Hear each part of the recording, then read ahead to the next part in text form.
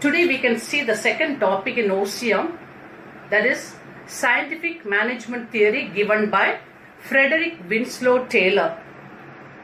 So the Frederick Winslow Taylor was a mechanist. He was working in a steel production company and he belongs to US. Because of due to his effort and prosperity, the company finally appointed him as a chief engineer.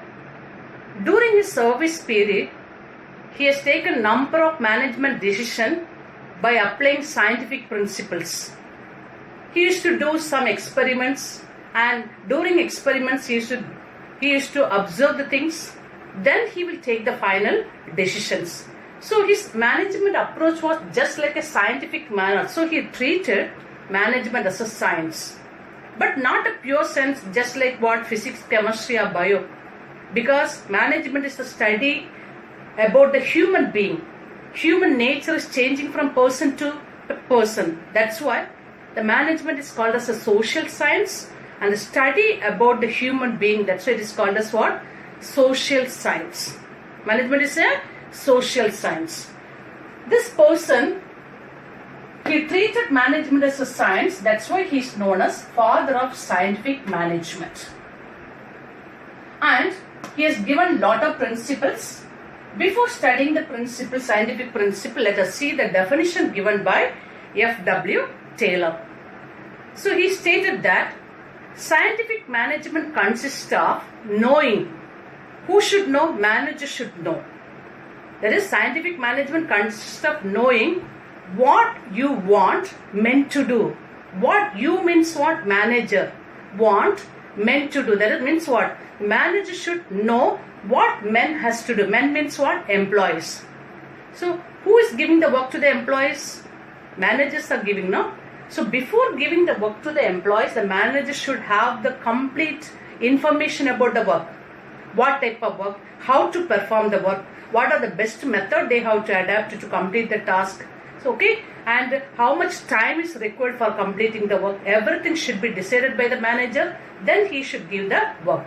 Then it will become easy for the manager to evaluate the performance of the employees, whether they are doing in a best manner and cheapest manner. That's why he stated management is what? Knowing exactly what you want men to do and seeing it whether they do in easy manner or best manner and cheapest manner. Understand? That's the definition. Exactly, and seeing it that they do it in best and the cheapest manner. Best manner means what? Best method. Cheapest manner means what? Whether they are using the resources in an optimum level or not. Whether they are wasting the resources or not. That should be checked by the manager. So that is the meaning of this definition. So let us see the principles given by F.W. Taylor. The first principle is called as science, not a rule of thumb. Here management is called as a science. But here we are not supposed to adapt which one? Rule of thumb. That means if any manager, he is having the intention to increase the efficiency of the organization, or you want to bring the organization in a successful manner, he should not use what? Rule of thumb method. That means what? Without doing any investigation, without taking decision, or without studying the situation, he should not take sudden decision. Personal judgment is always wrong.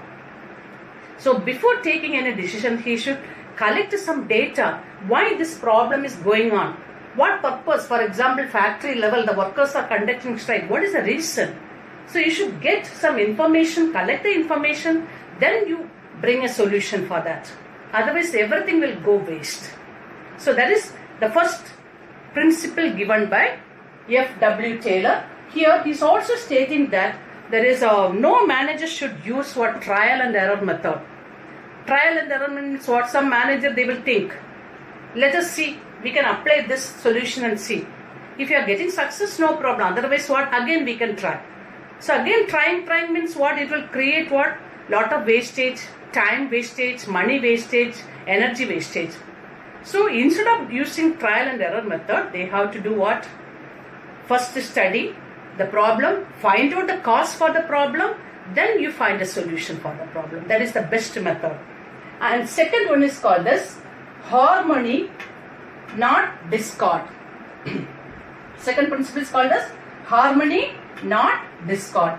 Harmony means what? Everybody should work in a smooth manner in the organization without any dispute or without any conflict. Because if the good relation is created between the employee and the managers, definitely what will happen? No disputes will be coming. Happiness will be there all over the organization. So a good atmosphere will be created. With the help of good atmosphere, what they will do? Everybody will be working for the success of the organization. And the third one is called as mental revolution. According to this principle, F.W. Taylor stated that mental revolution should be there in every organization. That means change in the attitude of the people. Changing the attitude of the people is called as mental revolution. So people, who are they here? There are two group of people are there. One is what? Group of employees. Other group is called as managers. Both the side, they have to think in a positive manner. When manager is dealing with the employees, he should think positively. For example, employees are doing the work correctly, but still the manager is going on shouting. He is not having any confidence on the employees, trust on the employees. So what the employees will do? They will lose their interest. They will be getting discouraged. They won't be doing the work properly. So if the manager want to get positive attitude, or he want to change the behavior of the employees, means what? He should create some positive behavior, positive attitude towards which people? Employees. He should create a friendly atmosphere between the manager and the employees. Then employees will think, yes, I have to do the work for the betterment of the organization. Understood? So that type of situation should be created by the manager and the employees. Next, mental revolution. So mental revolution means, that is called as what? Attitude change, sorry. The next is called as cooperation and not individualism. Cooperation should be created. Cooperation means what? Here also, better relation. The better relation should be created among which people? Employee and the managers. No groupism should be formed in the organization.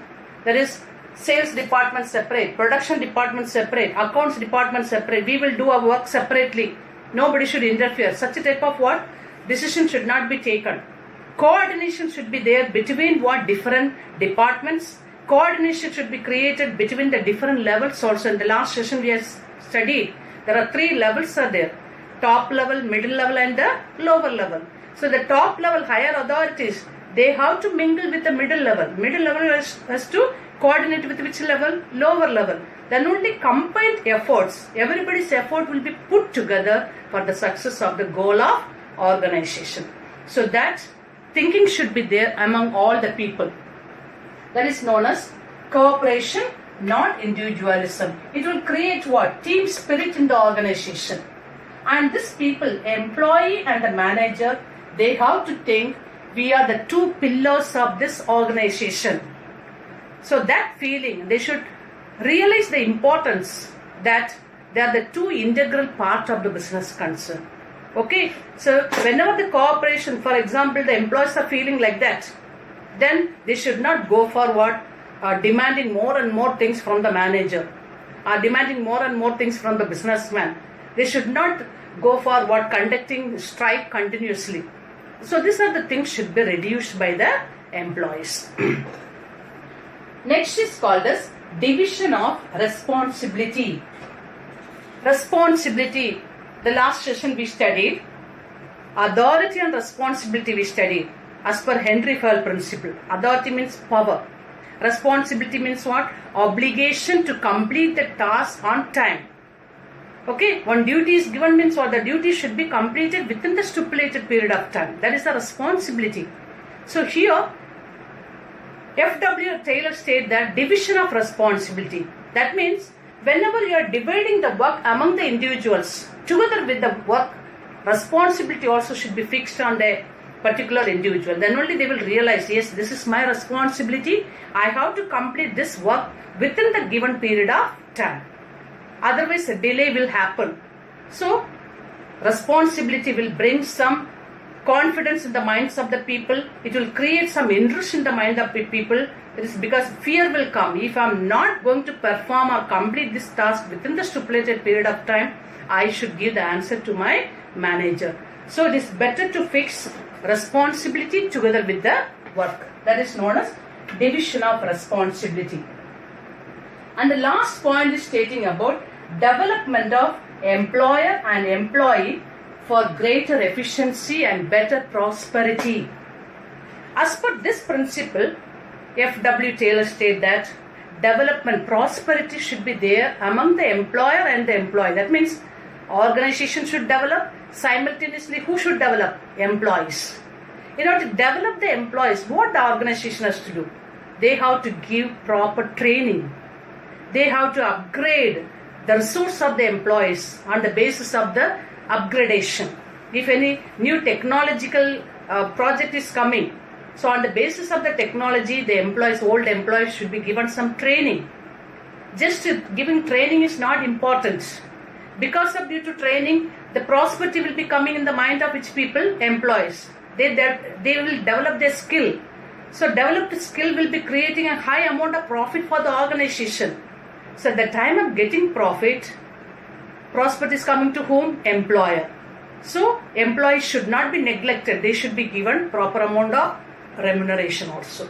So that is the meaning of development of employer and employee for greater efficiency and good prosperity.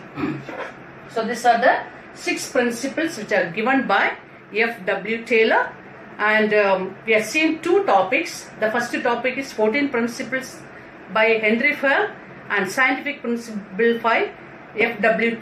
Taylor. So students, please try to write some notes by referring the PDF. Okay. So when the college will reopen, I will check the notes. After that, we will decide, I will guide you how to present the answers. Thank you very much.